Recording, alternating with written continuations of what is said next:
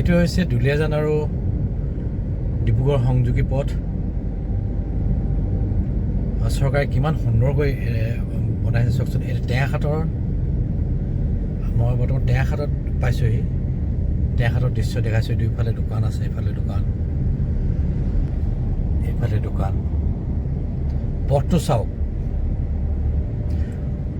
পূৰ্বতে পথটো ইমানেই বেয়া আছিল, যদি আমি ডিব্ৰুগড়লৈ যাওঁ তেতিয়াহ'লে খুব সময় লাগিছিল আৰু গাড়ীখনে খুব কষ্ট পাইছিল। ওখ ওখ ঘৰ টেঙাখাটৰ,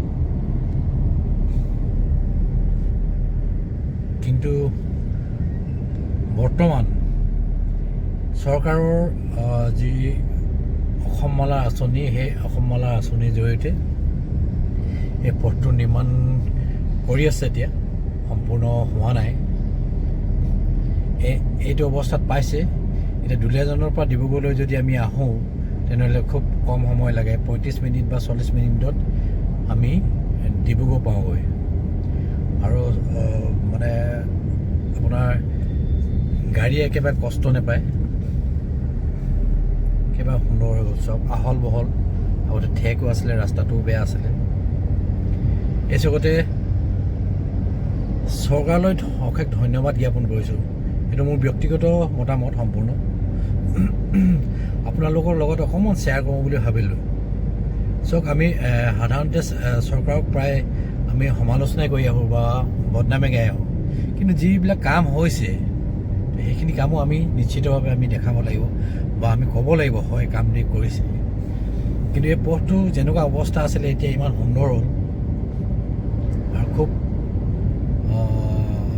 ধুনীয়াকৈ বৰ্তমান পথটো ধুনীয়াকৈ ৰাইজৰ বাবে হৈ উঠিছে। আচ্ছা, ইয়াৰ গুণাগুণৰ অৱস্থা মানে পথটো কিদৰে নিৰ্মাণ হৈছে, ইয়াৰ ধৰি লওক কোৱালিটি কেনেকুৱা হৈছে সেইটো ক'বলৈ যাওঁ, কাৰণ আমি সেইটো বিষয়ৰ মানুহ নহয়, ইঞ্জিনিয়াৰবিলাকে গম পাব যে কেনেকুৱা হৈছে। কিন্তু বৰ্তমান একেবাৰে সুন্দৰকৈ পথটো জিলিকি উঠিছে।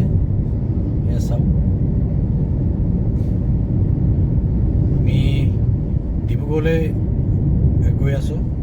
মোৰ লগত আমাৰ জানমণি আছে,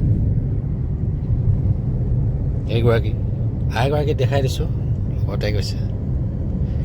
তাই ডিব্ৰুগড়ত যিহেতু কৰ্মৰত, সেইকাৰণে অকণমান তাইকো দেখাই দিছোঁ। তাইৰ লগত আজি গৈছোঁ। হাই কৈ দিয়ে একবাৰ।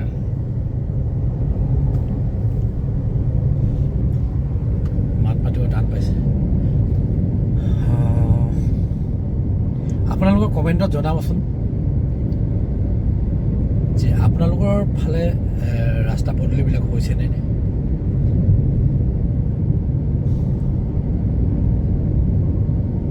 কিন্তু মই কৈছোঁ, এইটো মোৰ সম্পূৰ্ণ ব্যক্তিগত মতামত দেই, মোৰ মনৰ কথাটোৱে কৈছোঁ। মই কিন্তু ভাল পাওঁ, যিহেতু চাওক, আমি বাহন যদি কিনো, গাড়ী কিনো, চাৰিচকীয়া যদি এখন কিনো বা স্কুটি এখন কিনো বা মটৰচাইকেল এখন কিনো, তেতিয়াহ'লে আমি 15 বছৰৰ বাবে ৰোড টেক্সটো একেবাৰে দি দিওঁ। ৰাস্তাৰ যিটো টেক্স, সেইটো টেক্সটো আমি দি দিওঁ। কিন্তু যদি ৰাস্তাটো যদি ভাল নহয় তেতিয়াহ'লে নিশ্চয় বেয়া লাগে। কিন্তু এতিয়া সুন্দৰকৈ নিৰ্মাণ কৰি ৰাইজৰ বাবে উলিয়াই দিছে। মই কিন্তু ইয়াত বহুত ছেটিছফাইড, ৰাস্তাটোৰ কাৰণে ছেটিছফাইড।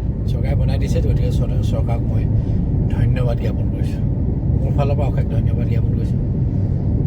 চাওক, আপোনালোকে নিজে চাওক, পথটোৰ কাম সম্পূৰ্ণ হোৱা নাই, এতিয়া নিৰ্মাণ অৱস্থাতে আছে। অসম মালাৰ জৰিয়তে যিহেতু পথটো নিৰ্মাণ কাৰ্য চলি আছে, এইখিনি পৰ্যায় পাইছেহি। এতিয়া আপোনালোকক অকণমান দেখাই দিলোঁ। কমেণ্টত জনাব আপোনালোকে ভাল হৈছে নে বেয়া হৈছে, নিজৰ নিজৰ কমেণ্টত আপোনালোকে জনাব। ভিডিঅ'টো শেষলৈকে চোৱাৰ বাবে আপোনালোকক ধন্যবাদ জ্ঞাপন।